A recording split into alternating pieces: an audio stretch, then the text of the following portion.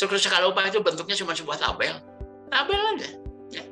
Dibikin dengan Excel juga bisa. Tabel aja. Ya, nanti bikin ada berapa grade 1 sampai 9 gitu misalnya. Terus jabatannya apa saja. Ya. Kemudian rentang upahnya.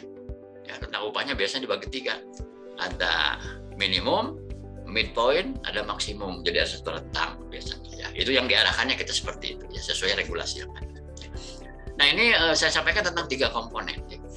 Nah, bicara komponen itu kan artinya pendapatan yang diterima oleh karyawan itu sebenarnya komponennya apa saja? Atau gini, upah yang atau apa ya, kompensasi yang kita berikan kepada karyawan itu sebenarnya membayar apa saja? Ya. Nah, di sini salah satu konsep yang sering dipakai di dalam pengupahan itu yang disebut konsep 3P, ya, yaitu pay per person, membayar orangnya. Ya, itu masuknya di dalam upah pokok biasanya, ya, membayar orangnya. Ya. Nanti kriteria orangnya itu apa? Gitu ya, apakah berdasarkan ijazah terakhir, apakah berdasarkan tingkat kompetensi, apakah berdasarkan masa kerja. Nah, itu nanti kita pendekatannya apa? Atau mau semuanya dipakai. Ya. Kemudian yang kedua adalah pay for position. Kita membayar jabatannya atau membayar posisinya. Untuk posisi yang bobotnya lebih tinggi, ya tentu harus lebih besar. Untuk bobot jabatan yang lebih rendah, ya lebih kecil nilainya. Ya itu kan sangat logisnya seperti itu. Nah, mengenai posting komponennya, itu lazimnya masuknya dalam komponen tunjangan jabatan atau disebut job allowance. Ya. Terakhir, nah kalau yang terakhir ini adalah kita juga membayar kinerjanya, ya. Output dia, outcome yang dia berikan. Nah, bentuknya adalah komponen rewards. Reward itu kan apa? Ganjaran ya, ganjaran atau hadiah.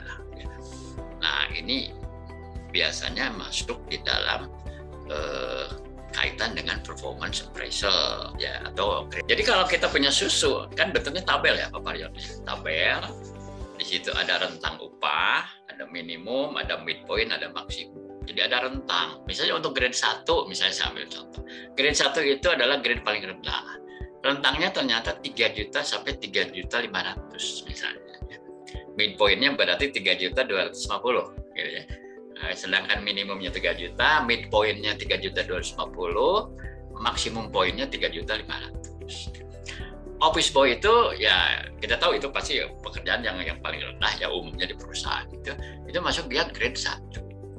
Nah, kalau dia itu masih junior, baru masuk, atau masa kerja baru setahun 2 tahun, ya mungkin rentangnya kan antara 3 juta sampai tengah-tengah paling-paling juga, ya.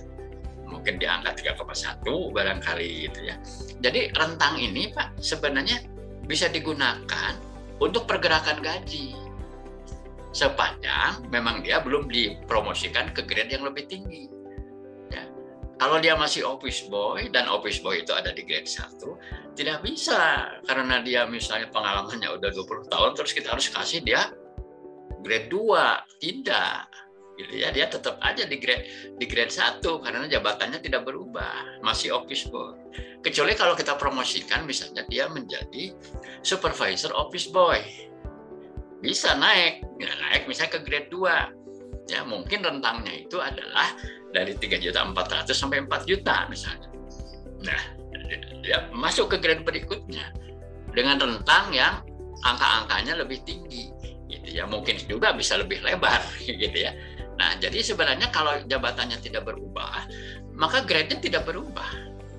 Tetapi dia bisa bergerak gajinya itu dari mulai mendekati bawah menjadi mendekati tengah atau mungkin mendekati maksimum. Ya, dan itu nanti berdasarkan apa kita mainkan nih, si A ini kita boleh naikin nambah 100.000 kah, nambah 50.000 kah gajinya, tergantung sistem penilaian kinerja di tempat kita. Ya, misalnya apakah berdasarkan prestasi kerja dalam 1 tahun, apakah berdasarkan masa kerja yang bertambah misalnya kan, ya, atau misalnya hal-hal lain.